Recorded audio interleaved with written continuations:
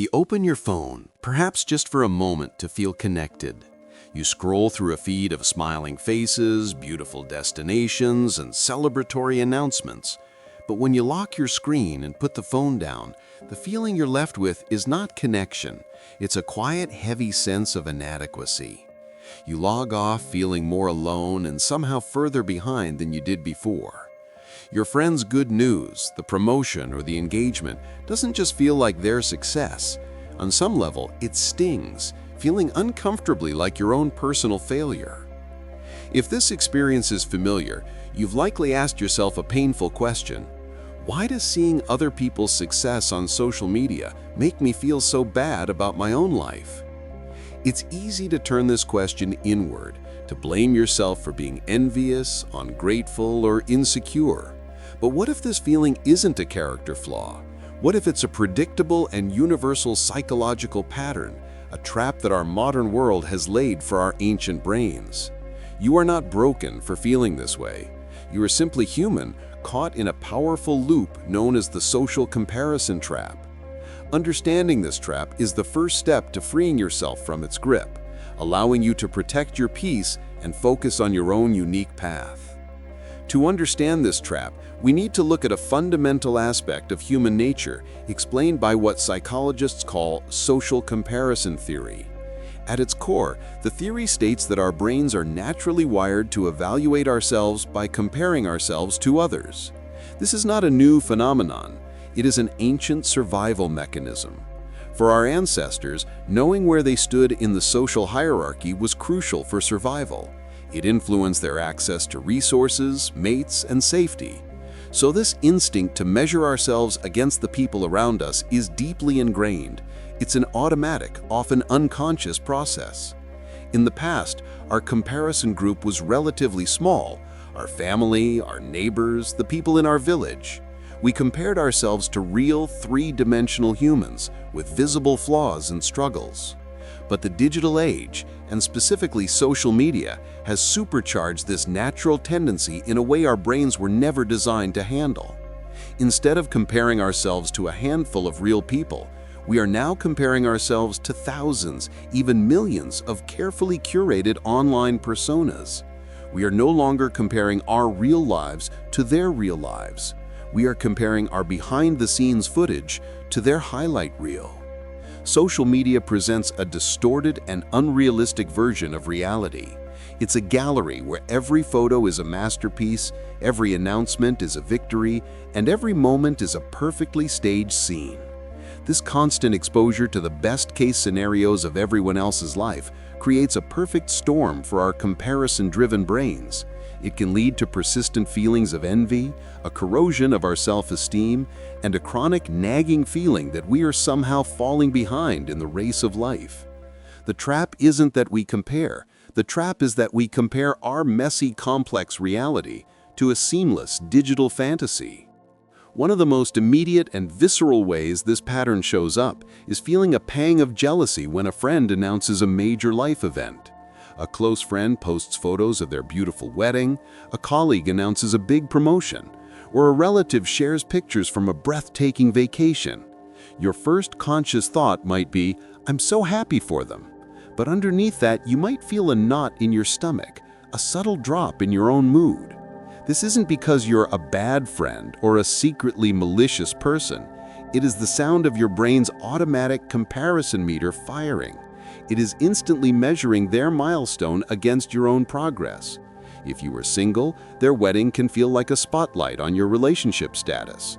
If you are feeling stuck at work, their promotion can feel like a judgment on your career. The feeling is real, but its source is the comparison, not a lack of love for your friend. This leads to a second, deeply common pattern: mindlessly scrolling through a feed and then feeling depressed about your own life. You might open an app like Instagram for a quick 5-minute break, but an hour later, you emerge from a digital rabbit hole feeling inexplicably sad. The perfectly decorated apartments make your own home feel shabby. The sculpted bodies and fitness posts make you feel insecure about your own. The exotic travel photos make your daily routine feel dull and meaningless. You are not just observing content, you are absorbing it. each image becomes an unconscious benchmark against which you measure your own life. This passive consumption, which is meant to be a form of leisure, becomes an active process of self-criticism, slowly chipping away at your contentment and peace of mind. Over time, this trap can even begin to influence your real-world decisions. You might start making life choices based on what you think will look good to others rather than what you truly want. This is the pattern of living for an imaginary audience. You might choose a career path not because it genuinely excites you, but because it sounds prestigious and will garner respect online. You might go on a vacation to a place you're not that interested in, simply because it's a popular photo op destination. When the social comparison trap is at its most powerful, the desire for external validation can start to drown out the quiet voice of your own authentic desires. You stop asking yourself, what will make me happy, and instead start asking, what will make my life look happy to others? This is the ultimate cost of the trap, slowly. You can end up building a life that looks beautiful in a picture, but feels empty on the inside. A common myth we tell ourselves is, if I just had more willpower, I could stop comparing myself. We treat this tendency as a moral failing, a sign of weakness. But this is like blaming yourself for flinching at a loud noise. Social comparison is a deeply wired reflex. You can't simply will it away. The problem is not the reflex itself, but the distorted environment that triggers it constantly. Quitting social media entirely is one option, but for most of us, it's not a realistic one. The more effective path is not to eliminate comparison, but to change your relationship with it. It's about learning to notice when you've fallen into the trap and consciously choosing to step out of it. Consider the story of a young artist named Liam. He loved to paint, but he spent hours every day scrolling through the work of other artists online. He saw their massive follower counts, their gallery shows, and their flawless techniques. Instead of feeling inspired, he felt paralyzed. His own art seemed clumsy and insignificant in comparison. He hadn't painted in months. After realizing he was stuck, he didn't delete his accounts. Instead, he tried a small experiment. He muted the artists who made him feel most insecure and started following accounts about art history and local museums instead. He also started a personal project, one small sketch every day, with the rule that he was not allowed to post it online. He shifted his focus from how his art compared to others to the simple private joy of creating it. Slowly, his confidence returned. He was no longer painting for an audience. He was painting for himself. So how can we start to build a healthier relationship with social media and our own minds? The first practical tool is to consciously curate a media diet. Think of your social media feed like the food you eat. Some content is nutritious. It inspires you, teaches you something, or makes you feel genuinely connected. Other content is like junk food. It provides a quick hit of stimulation, but leaves you feeling worse in the long run. A media diet is the practice of intentionally choosing what you consume. Take an hour to go through the accounts you follow. For each one, ask yourself, how do I feel after I see their posts? Better, worse, or neutral? If an account consistently triggers feelings of envy or inadequacy, you have permission to unfollow or mute it. This is not a mean or judgmental act. It is a necessary act of mental hygiene, like tidying your digital home so that it becomes a more peaceful place to be. The second tool is a simple, in-the-moment practice called the gratitude switch. This is a technique to use when you feel that familiar pang of envy or inadequacy. The moment you notice the feeling, acknowledge it without judgment. Then, consciously switch your focus. Put your phone down, take one deep breath, and silently name 3 specific things in your own life that you are genuinely grateful for. They don't have to be big things. It could be the taste of your morning coffee, a kind word from a friend, or the feeling of the sun on your face. This simple act is surprisingly powerful. It interrupts the brain's focus on lack and scarcity and redirects it toward abundance and contentment. You cannot be envious and grateful in the exact same moment. The gratitude switch empowers you to choose which feeling you want to inhabit. A third, more reflective practice is to define your own metrics for a successful life, independent of what you see online.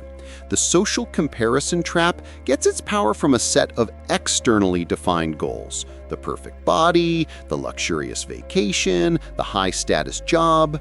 The way to disarm the trap is to create your own game with your own rules. Take out a journal and spend some time reflecting on this question. What does a rich, meaningful, and successful life look like to me if no one else were watching? Your answers might have nothing to do with what's popular online. Maybe success for you is having deep, honest friendships. Maybe it's having the time and energy to pursue a creative hobby. Maybe it's feeling a sense of inner peace and self-acceptance. By writing down your personal definition of success, you create an internal compass. This compass helps you navigate your own path without being constantly pulled off course by the shiny distractions in someone else's highlight reel. Escaping the social comparison trap is not about pretending that you don't care about what others are doing. It's about recognizing that the curated world you see online is not a reliable benchmark for your own worth or happiness. Your journey is not a race against anyone else. It is a unique and personal path with its own timeline, its own challenges, and its own victories.